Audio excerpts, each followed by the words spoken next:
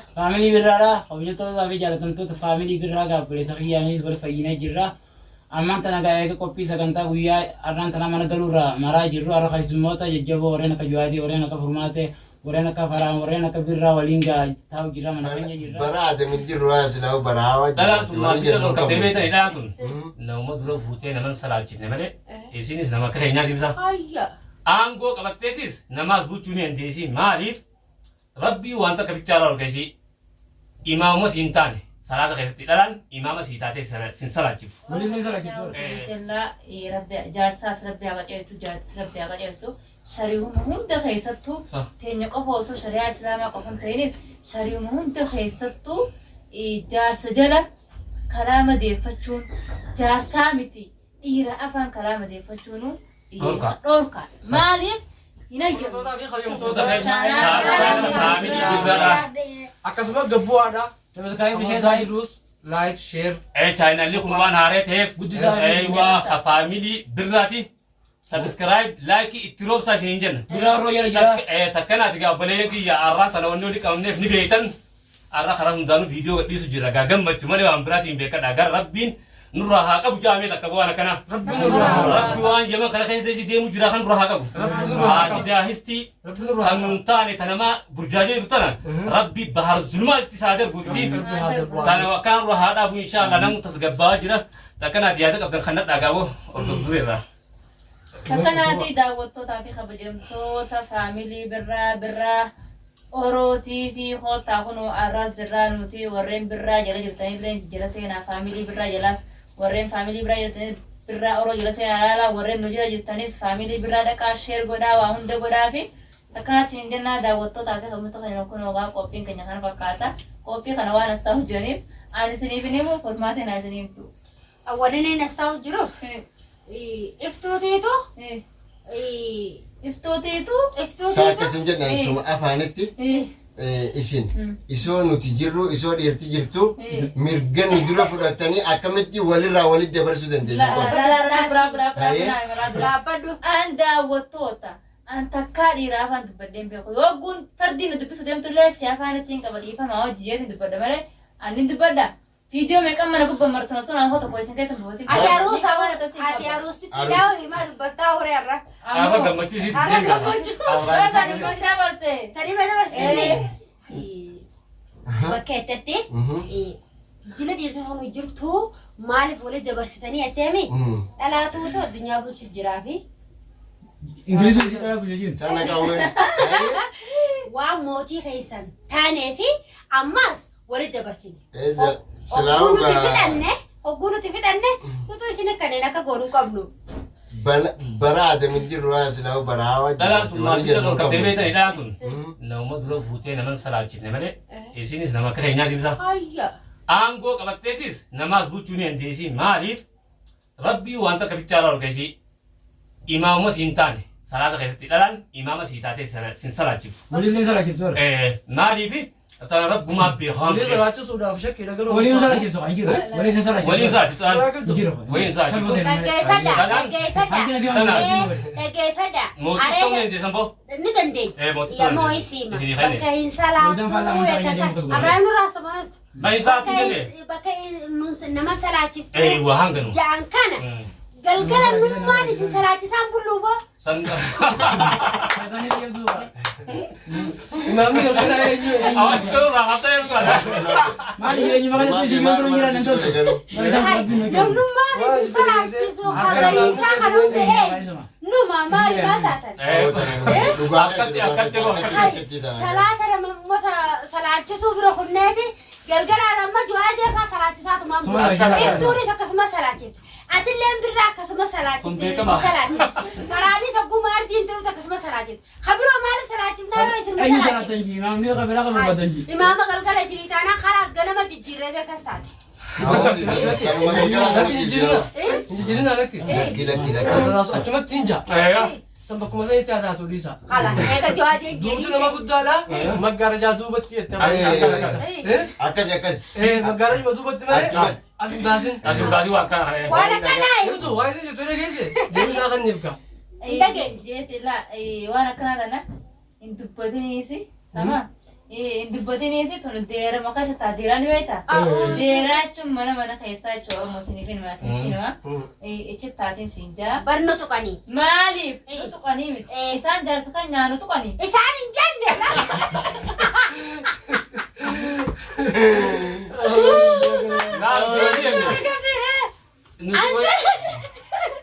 Ana kasiin hin jenne. Uummataatu sitti afaan jijjiirana si garagalcha bala kaasiin jee.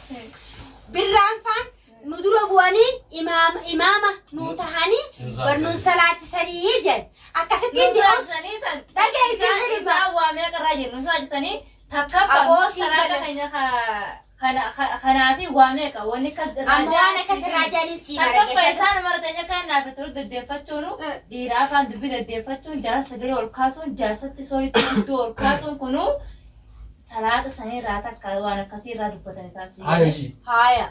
Jee. Halas. Furmaati irra laalimaa jedha. Furmaatiin duraan goobatti taphattuudha. Kanaan Rabbii beekamtiin. gaditti jaarsaa fi dhiira kan gajjanii. Tajaarsaa laasiimu tajaarsaatis qomateetiif harka keetirasi jirti. Anima wanni inni irraa siin jee koflaatii tapha uumamaan nama uumu. Rabbiin sagalees akkasumatti uumamaan nama kanna. Goofatumaan godha. Goofatuma goona moo birraa deebisaa waliin hin deebiseef isaan silaa beeytaa. Dhalaan barra mootii laakinni taatiin salaachisuu hin dandeessu jennaaniin ani galgala nummaan isin salaachisaan bulluu hin jeen. Akkanaan jeen bala. Imaama kan jettu geessisaa akka. Bakka teenya tanaan hin beef malee waan biroota kan hin neefan. Jaartiin sheekaan hin beekatta gataa olii ta'anii dhageenyeeti. Ay, wallaalumsa qabdi. Ammas laal jaartiin imaamaati jettin salaachisa ta'e sanirraa yaani jaarsa gisee ala gabbaate beekaan fedhee jaartii bira jaarsi beekaa miti sii galee. Jaartii bira abbaa beekaa godhate sanirraa siin jeeba. Abbaa beekaa godhaan jaarsa. Sin deeggaraan. Beektaa sheetichaa dawaa namaa godha.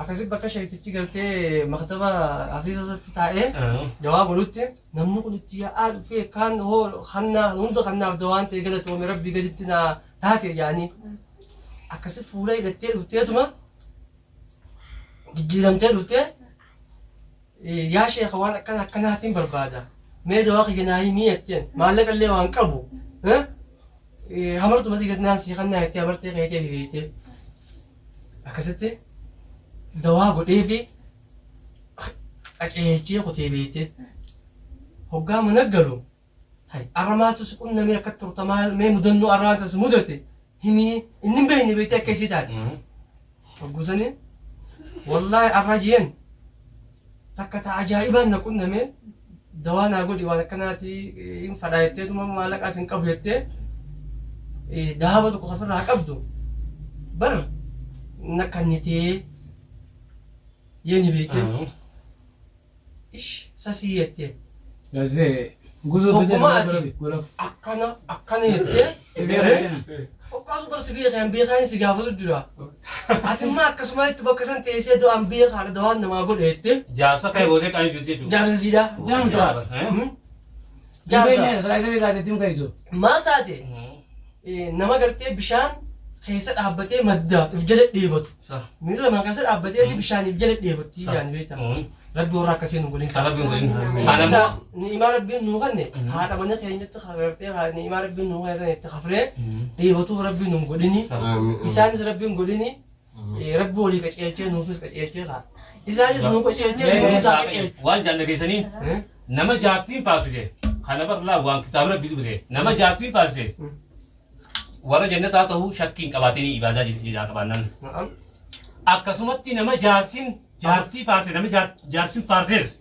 Wanni kun waan kan lamaan akkamiin maaliif jabeessa rabbiin haqa walitti qaban arra jaarsi kee wallaalaa ta'us dhalaan lubbuu qabdu jaarsisii beekaa godhu qabdi. Oromoon akka jettutti ima jaartiin beekaa hin seetu beekaa ta'us beekaan seetu. Wanni kun hundi wallaalummaa irraa akka kiyyetti. Tamam arra jaarsi kee tokko abbaa mana keetitti dura taa'aa keeti mootummaa keeti. Akkasii bara biyyaatti. Kanaafuu wallaalaa ta'uu jaarsi wallaalummaa isaan irra qabdee fi sirreessu qabdiin malee akka nettee qalbii cabsuun qabdu jechuu hiyyaa hin jee. Tamam akkasumatti jaarsillee jaartiin isaa waa kalaqaa dubbatte irra qabuu qabaaf malee wal baaxiluun kun bareedaa miti. Kanaafuu rabbiin ولين هابر بادو إن شاء الله تعالى نمو نجا nama akkasii jallaa keenya illee jallaa keenya rabbi haa qajeelchu. jaartii jaarsaaf haa qajeelchu. jaarsollee jaartii haa qajeelchu. Doomu gunaaf maaliif Oromoo teenyaa utee jallaa jaarsaas rabbi haa qajeelchu jaartis rabbi haa qajeelchu. Shari'uun hunda keessattuu teenya qofa osoo shari'aa islaamaa qofa hin ta'inis shari'uun hunda keessattuu jaarsa jala karaa madeeffachuun jaarsaa miti dhiira afaan karaa madeeffachuun dhorka maaliif hin ayyamne hin ta'u. Sakkaat gaabbalee kiyya insha Allah rabbiin takkallee wanni wali qabneef gaatan meetu isin haasoo buufattoota keenya gammachuu Abraahim keenyaa fi obboleettii teenya ibtu gammachuu isaaniitiif har'a wali qabnee irra kunoo gaarra furmaateen fi jaawudeenis rabbiin mataa nu haa bulchu rabbiin jaalala isaanii tana fakkeenya namuuf haa gurboon maaliif beektanii isaan kun dhuguma waan argatan har'a furmaateen yookaan dhugaa rabbii taa'u taate furmaateen tarafe barbaadan otoo inni kun hin fuudhin isaa rabbi waan meeqa taatee baajilamte tamam wareegama meeqa qabatteeti isa arkachuu hin teessa obboleeyya keenya wareegama meeqa tuni seenaadha seenaa dhiisuu taanuu lafatti seena direeje furmaateen waan takkaa yaman keessatti argin jechuu ilmaan isiin tahin ilmaan juwaadii kana akka ilmaan isiitti jabeessitee ilmaan isii jaalachuu waan ajaa'ibaa raajii ajaa'ibaa as keessatti uumte furmaateen rabbi mataa haa bulchu rabbi si haa dhiisu malee rabbi walitti isin haa geessuun isin jaa tamam waan akkana akka barbaadanii takka agarreen beeknuti waan akkana isinuma rattaa Adawwuma ilmaan Oromoo keessa jirtu guutuu ilmaan Oromoo addunyaa kanarra jiru cilee bishaan buutaa adawwuu ilmaan Oromoo jala jirtu hundaa'u fuunee isinirraa darbine boo darbaa fuudhaa boo ilmaan darbinaa Guuteenyee du'aayee goonu guutuu ilmaan Oromootii fi bakka Oromummaa teenyee dubbannee du'aayee isinii goona mataa keenya qofaa godhanneen kaanu takkaatti isiniin jenna isinillee dhaamin nu jira jecha du'aayee wajjin godhaa ni dandeessan komantiin du'aayee godhuu sagaleen du'aayee godhuu yaada keessaniin du'aayee godhuu ni dandeessan isiniin jenna gaafuma qophiin teenya qophiin alaa kana fakkaata yaada qabu namuu ibsannee mee Abraahim irraa baasa Abraahim gaadhiyoo tanaa وقعوا الجرات ربي خنوا قالوا لك ديبس الحمد لله أنا خبيجمتو في جالتون توتا فاميلي برا خبيجمتو في جالتون توتا فاميلي برا قبل سخياني بر فينا جرا أما أنت نقايا كوبي سكنتا ويا أران تنا من قالوا مرا جرو أرا خيس موتا يجيبوا ورينا كجوادي ورينا كفرماتة ورينا كفرام ورينا كبرا ولينجا تاو جرا من خينيا جرا نتجمع سكنتا نتجنا كمنو جمعت ماماتي ثاني ولمان جيرانه توما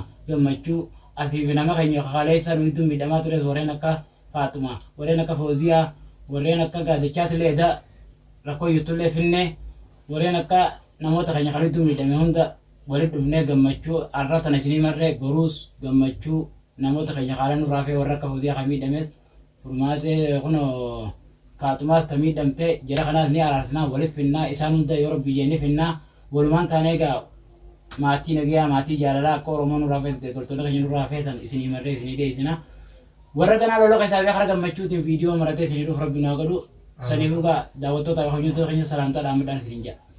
Sakkaat gaabbaleen keenya kun gammachuu jiraala gammachuu waluma faana itti fufaa jirti Abrahaamii fi Iftuunis gammachuun isaanii maashaallah yaarra gaa fuulli isaanii ifaadha boo akka hin boo'iftooti. Ifee jedhama ta'u. Ani waan na dhibee keessa iftuun dhiyoo tana fuulli kasi gurraachomee maal jettee zaame qaaluma kana kanatti gadhee jiran har'a akkana fuullisi Munaaliizaa fakkaachuun tunu. Faraan durmaaniin diintu taa'e wayillee dibatee kan hin goone taa'e faraan. Har'a garuu sirraa kan dabalatti haqqulee ta'a. Duraanii gadi bataa taakaji taa bootaraa fi maarree dhukee fa'aa daaraa fi facaansan sallama ji tunuunti siraa mul'atu bar.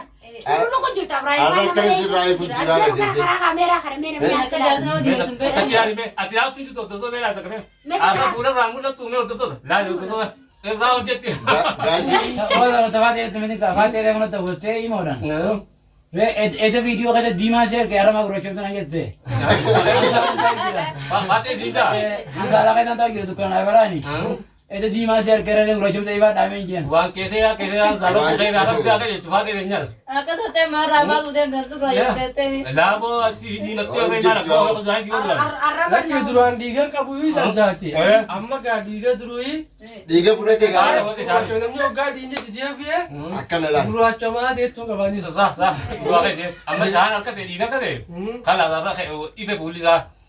Takka ati gaabbileen keenya. Sanii muka qabeenyumsa jaallattoota keenya gaamman tanaa xiqqoo booda sagantaa amma irra jiru kanarratti Faatele yookiin Fooziyaas bilbilee yaamna arra toobatus boru araara viidiyoo Fooziyaa fi Faaxumaatis waliif finnee Faatee Fooziyaas ni araarsinaa bika dhoomtees ni laallaa waan isin afaan baafteen ni kafallaa fi saneebuga assalaamu alaikum warahmatullahi wabarakatuh.